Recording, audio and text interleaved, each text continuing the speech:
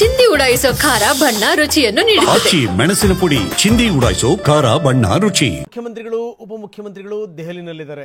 ರಾಹುಲ್ ಗಾಂಧಿ ಅವರನ್ನ ಭೇಟಿ ಮಾಡ್ತಾರೆ. ವಿರೋಧ ಪಕ್ಷದ ನಾಯಕ ರಾಹುಲ್ ಗಾಂಧಿ ಅವರನ್ನ ಭೇಟಿ ಮಾಡಿ ಎಲ್ಲ ವಿವರಗಳನ್ನು ಸಲ್ಲಿಸ್ತಾರೆ. ಅಂದ್ರೆ ಕೈ ಮನೆಯಲ್ಲಿ ಕಾಲ್ ತುಳಿತದ ಕಂಪನ ಏನು ಶುರುವಾಗಿದೆ ಆ ಕಂಪನಕ್ಕೆ ಸಂಬಂಧಪಟ್ಟಂಗೆ ವಿವರಣೆ ಕೊಡ್ತಾರೆ. ಒಂದೇ ವಿಮಾನದಲ್ಲಿ ಹೋಗಿದ್ದಾರೆ ಸಿಎಂ ಡಿಸಿಎಂ.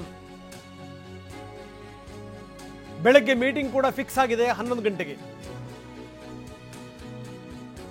ಇಡೀ ದೇಶಾದ್ಯಂತ ಸುದ್ದಿಯಾಗಿರುವಂತಹ ಸಂಗತಿ ಕಾಲ್ ತುಳಿತ.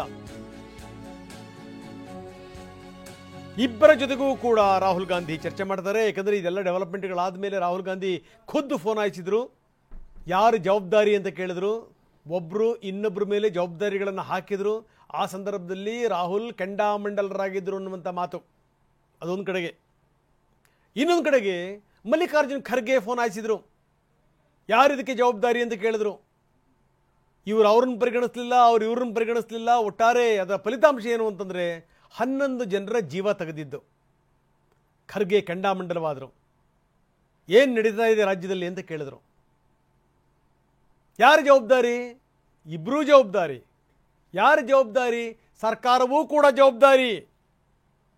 IAS ಅಧಿಕಾರಿಗಳೂ ಜವಾಬ್ದಾರಿ.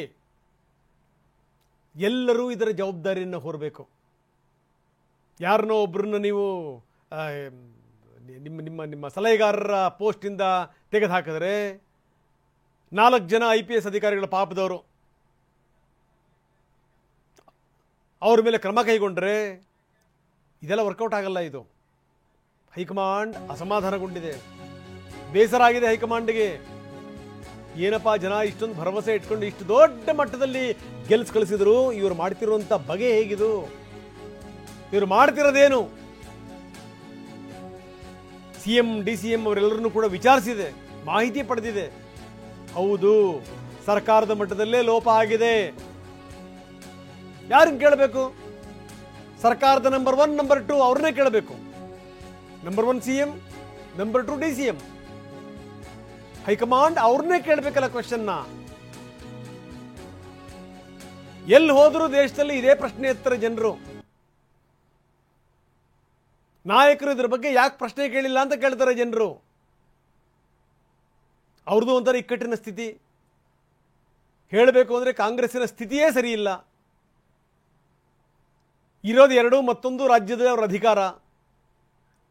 ಯಾರನ್ನೂ ಕೂಡ ನೇರವಾಗಿ ಮುಖಕ್ಕೆ ಹೊಡೆದಂಗೆ ಪ್ರಶ್ನೆ ಮಾಡುವಂಥ ಸ್ಥಿತಿಲಿ ಇಲ್ಲವೇ ಇಲ್ಲ. ಯಾಕಂದರೆ ಕೆಲ ನಾಯಕರು ಪಕ್ಷವನ್ನು ಮೀರಿ ಬೆಳೆದಿದ್ದಾರೆ. ದಟ್ ಇಸ್ ವೆರಿ ಇಂಪಾರ್ಟೆಂಟ್ ಸಂಗತಿ. ಪಕ್ಷವನ್ನು ಮೀರಿ ಬೆಳೆದಿದ್ದಾರೆ ಕೆಲ ನಾಯಕರುಗಳು. ಡೋಂಟ್ ಕೇರ್, ಯಾರ ಮಾತನ್ನು ಕೇಳಲ್ಲ. ತಮಗೆ ಇಷ್ಟ ಬಂದಂಗೆ ತಾವು ಮಾಡ್ಕೊತಾರೆ. ಮುಜುಗರ ಎದುರಿಸ್ತಾ ಇರೋದು ಕಾಂಗ್ರೆಸ್. ರಾಷ್ಟ್ರ ಮಟ್ಟದಲ್ಲಿ ಅದಕ್ಕೆ ತೀವ್ರ ಮುಜುಗರ. ಇವತ್ತು ಹಾಗಾದರೆ ಯಾರನ್ನ ಭೇಟಿಯಾಗ್ತಾರೆ, ಯಾವ ರೀತಿ ಉತ್ತರ ಕೊಡ್ತಾರೆ ನೋಡೋಣ. 11 ಗಂಟೆಗೆ ರಾಹುಲ್ ಗಾಂಧಿ ಅವರ ಭೇಟಿ, ಅದಕ್ಕೆ ಆ ಕಾರ್ಯಕ್ರಮ ಫಿಕ್ಸ್ ಆಗಿದೆ, ಮೀಟಿಂಗ್ ಫಿಕ್ಸ್ ಆಗಿದೆ. ಇಬ್ಬರು ನಾಯಕರನ್ನು ಕೂಡಿಸ್ಕೊಂಡು ಮಾತಾಡ್ಬೋದು, ಸಪ್ರೇಟ್ ಆಗು ಕೂಡ ಮಾತಾಡಬಹುದು. ಬರೀ ನಮ್ಮ ಪ್ರತಿನಿಧಿ ಮಹೇಶ್ ಈಗ ನಮ್ಮೊಂದಿಗೆ ನೇರ ಸಂಪರ್ಕದಲ್ಲಿದ್ದಾರೆ. ಮಹೇಶ್, ಭಾಳ ಗಮನಿಸಬೇಕಾದಂಥ ಸಂಗತಿ, ಯಾಕಂದರೆ ಇದೊಂದು ದೊಡ್ಡ ಮುಜುಗರದ ಸಂಗತಿ. ಇದು ಸಾಮಾನ್ಯ ಅಲ್ಲ. ನಾನು ಹೇಳ್ತಾ ಇದ್ದೆ, ಕಾಂಗ್ರೆಸ್ಸಿನ ಸ್ಥಿತಿಗತಿಗಳನ್ನು ಕೂಡ ಹೇಳ್ತಾ ಇದ್ದೆ. ಯಾರನ್ನೂ ಕೂಡ ಪ್ರಶ್ನೆ ಮಾಡುವಂಥ ಸ್ಥಿತಿಲಿ ಇಲ್ಲ. ಯಾಕಂದರೆ ಕೆಲ ನಾಯಕರುಗಳು ಪಕ್ಷವನ್ನು ಮೀರಿ ಬೆಳೆದು ಬಿಟ್ಟಿದ್ದಾರೆ ಅನ್ನುವಂಥ ಮಾತನ್ನು ನಾನು ಹೇಳಿದೆ. ಈಗ ನೋಡಿ, ಇವ್ರ ಮೇಲೆ ಹಾಕ್ತಾರೆ, ಇವರು ಅವ್ರ ಮೇಲೆ ಹಾಕ್ತಾರೆ ಅಂತ ಸ್ಥಿತಿ. ಹೀಗಾಗಿ ಏನು ಅಂತಂದರೆ ಇವ್ರನ್ನ ಕೇಳೋದ್ರಿಂದ ಪ್ರಯೋಜನ ಇಲ್ಲ. ಸರ್ಕಾರದ ನಂಬರ್ 1 ನಂಬರ್ 2 ಒಂದು ಕಡೆ CM, ಇನ್ನೊಂದು ಕಡೆಗೆ DCM ಇಬ್ಬರನ್ನು ಕರೆದು ಕೇಳಬೇಕು ಅಂತ ಹೈಕಮಾಂಡ್ ಇಬ್ಬರಿಗೂ ಬಲಾವ್ ಕೊಟ್ಟಿದ್ದಾರೆ. ಜೊತೆಗೇನು ಅಂತಂದರೆ ಒಂದೇ ವಿಮಾನದಲ್ಲಿ ಇಬ್ಬರು ನಾಯಕರು ಹೋಗಿದ್ದಾರೆ.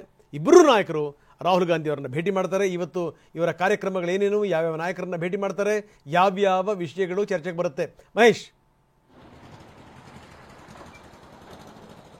ರಂಗನಾಥ್, ಖಂಡಿತ RCB ವಿಜಯೋತ್ಸವದ ವೇಳೆ 11 ಜನ ಸಾವನ್ನಪ್ಪಿದಂಥ ದುರಂತ ಹಿನ್ನೆಲೆಯಲ್ಲಿ ಹೈಕಮಾಂಡ್ ಸಂಪೂರ್ಣವಾಗಿ ವರದಿ ಕೇಳಿರುವಂಥದ್ದು. ಒಟ್ಟಾರೆ ಏನು ಪ್ರಕರಣ ಹಿನ್ನೆಲೆ ಏನು, ಯಾಕಾಯಿತು, ಮತ್ತೆ ಏನು ಇಷ್ಟೆಲ್ಲ ಆಡಳಿತದ ಅನುಭವ ಇರುವಂಥ CM ಸಿದ್ದರಾಮಯ್ಯನವರು ಯಾಕೆ ಇಷ್ಟು ಎಡವಟ್ ಮಾಡ್ಕೊಂಡ್ರು, ಇದ್ರ ಜೊತೆಗೆ ರಾಜ್ಯ ಮತ್ತು ರಾಷ್ಟ್ರ ಮಟ್ಟದಲ್ಲಿ ಸಾಕಷ್ಟು ಟೀಕೆಗೂ ಕೂಡ ಗುರಿಯಾಗಿತ್ತು. ಯಾಕಂದರೆ ಏನು ಮುಂಜಾಗ್ರತಾ ಕ್ರಮ ವಹಿಸದೇ 11 ಜನ ಸಾವನ್ನಪ್ಪಿದ್ದಾರೆ ಮತ್ತು ಇದ್ರ ಜೊತೆಗೆ ಸಾಕಷ್ಟು ಜನ ಏನು ಗಾಯಾಳು ಕೂಡ ಆಗಿರುವಂಥದ್ದು. ಈ ಹಿನ್ನೆಲೆಯಲ್ಲಿ ಸಂಪೂರ್ಣವಾಗಿ ಹೈಕಮಾಂಡ್ ಏನು ಬುಲಾವ್ ನೀಡಿರುವಂಥದ್ದು, ಏನು ವರದಿ ಎತ್ಕೊಂಡು ಬಂದಿ ಅಂತೇಳಿ ಈಗಾಗಲೇ ಏನು ಬುಲಾವ್ ನೀಡಿದಂಥ ಹಿನ್ನೆಲೆಯಲ್ಲಿ ಈಗ ಕೆಲವೇ ಕ್ಷಣಗಳಲ್ಲಿ ಅಂದರೆ ಬೆಳಗ್ಗೆ 10 ಗಂಟೆ ಸುಮಾರಿಗೆ ಏನು CM ಸಿದ್ದರಾಮಯ್ಯ ಹಾಗೂ DCM DK ಶಿವಕುಮಾರ್ ಈಗ ದೆಹಲಿಗೆ ಬರ್ತಾರೆ ಅಂತ ಹೇಳ್ಬೋದು. 11 ಗಂಟೆ ಸುಮಾರಿಗೆ ಸಭೆ ನಿಗದಿಯಾಗಿದೆ. ಇದ್ರ ಜೊತೆಗೆ ಸಾಕಷ್ಟು ಅಂದರೆ ರಾಹುಲ್ ಗಾಂಧಿ, ಮಲ್ಲಿಕಾರ್ಜುನ್ ಖರ್ಗೆ ಸೇರಿದಂತೆ ಸಾಕಷ್ಟು ನಾಯಕರನ್ನ ಭೇಟಿ ಮಾಡಿ ಸಂಪೂರ್ಣ ವರದಿ ಕೂಡ ಏನು ನೀಡಿರುವಂಥ ಸಾಧ್ಯತೆ ಕೂಡ ಇದೆ. ಇದ್ರ ಜೊತೆಗೆ ಪ್ರಮುಖವಾಗಿ ಸರ್ಕಾರ ಎಲ್ಲಿ ಎಳೆಯುತ್ತೋ ಈಗಾಗಲೇ ಸಾಕಷ್ಟು ಅಂದರೆ IPS ಅಧಿಕಾರಿಗಳನ್ನ ಒಟ್ಟು ಏನು ಈಗಾಗಲೇ 5 ಜನರನ್ನ ಏನು ಈಗಾಗಲೇ ಸಸ್ಪೆಂಡ್ ಕೂಡ ಮಾಡಿರುವಂಥದ್ದು. ಮತ್ತು ಇದ್ರ ಜೊತೆಗೆ ಆರೋಪ ಕೂಡ ಕೇಳಿ ಬರ್ತಾ ಇದೆ. IAS ಆಫೀಸರ್ಸ್ನ ಕೂಡ ಯಾವುದೇ ರೀತಿ ಒಂದು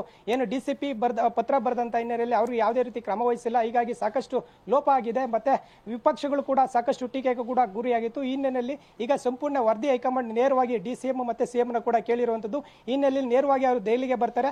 12 ಗಂಟೆ ಸುಮಾರಿಗೆ ರಾಹುಲ್ ಗಾಂಧಿ ಹತ್ರ ಚರ್ಚೆ ಮಾಡ್ತಾರೆ. ಇದ್ರ ಜೊತೆಗೆ ಪ್ರಮುಖವಾಗಿ CM ಈಗಾಗಲೇ ಹೇಳಿರುವಂತೆ ಏನು ಚಿನ್ನಸ್ವಾಮಿ ಕ್ರೀಡಾಂಗಣ ಬಳಿ ನಡೆದಂತ ದುರಂತಕ್ಕೆ ನಾನು ಹೊಣೆ ಅಲ್ಲ, ಮತ್ತೆ ಸರ್ಕಾರ ಏನ್ ಮಾಡುತ್ತೀರಿ, ಈಗಾಗಲೇ ಈ ಒಂದು ಹೇಳಿಕೆ ಕೂಡ ಸಾಕಷ್ಟು ಚರ್ಚೆಗೂ ಕೂಡ ಗ್ರಾಸ ಆಗಿತ್ತು. ನಾವು ಈಗಾಗಲೇ ವಿಧಾನಸೌಧ ಬಳಿ ನಡೆದಂತ ಕಾರ್ಯಕ್ರಮಕ್ಕೆ ಮಾತ್ರ ಜವಾಬ್ದಾರಿ ವಹಿಸಿದ್ವಿ, ಅಲ್ಲಿ ಯಾವುದೇ ರೀತಿ ಲೋಪ ಆಗಿಲ್ಲ ಅನ್ನೋದು ಕೂಡ CM ಸಿದ್ದರಾಮಯ್ಯ ಅವರು ಹೇಳಿಕೆ ನೀಡಿದರು. ಮತ್ತೆ ಇದು ಯಾರು ಹೊಣೆ ಹೊಡ್ತಾರೆ ಅನ್ನೋದು ಕೂಡ ವಿಪಕ್ಷಗಳಾಗಿರ್ಬೋದು ಸಾಕಷ್ಟು ಜನರು ಕೂಡ ಏನು ಇದನ್ನ ಪ್ರಶ್ನೆ ಕೂಡ ಮಾಡಿದ್ರು. ಈ ಎಲ್ಲ ಆರೋಪಗಳ ಏನು ಈಗಾಗಲೇ ರಾಹುಲ್ ಗಾಂಧಿ ಅವರು ಪ್ರಶ್ನೆ ಮಾಡಿರುವಂತ ಹಿನ್ನೆಲೆಯಲ್ಲಿ ಈಗಾಗಲೇ ಏನು ದೆಹಲಿಗೆ ಬರ್ತಾ ಇದ್ದಾರೆ. 11 ಗಂಟೆ ಸಭೆಯಲ್ಲಿ ಏನು ನಿಗದಿಯಾದಂಥ ಸಭೆಯಲ್ಲಿ ಇದೆಲ್ಲ ಕೂಡ ಚರ್ಚೆ ಆಗುತ್ತೆ. ಮತ್ತೆ ಇದು ಈ ಮುಂದೆ ಈ ರೀತಿ ಆಗಬಾರ್ದು ಅನ್ನೋದು ಕೂಡ ಈಗಾಗಲೇ ಸಾಕಷ್ಟು ಮಾತುಗಳು ಕೇಳಿ ಬರ್ತಾ ಹಿನ್ನೆಲೆಯಲ್ಲಿ ಸಾಕಷ್ಟು ಅಧಿಕಾರಿಗಳನ್ನು ಕೂಡ ಏನು ಬೊಟ್ಟು ಮಾಡಿ ಸರ್ಕಾರ ಕೈ ಚೆಲ್ಲುವಂತ ಪ್ರಯತ್ನ ಕೂಡ ಕೈ ಹಾಕಿರುವಂಥದ್ದು. ರಂಗನಾಥ್. ಎಸ್ ಮಹೇಶ್, ಧನ್ಯವಾದ ತಮ್ಮೆಲ್ಲ ಮಾಹಿತಿಗೆ.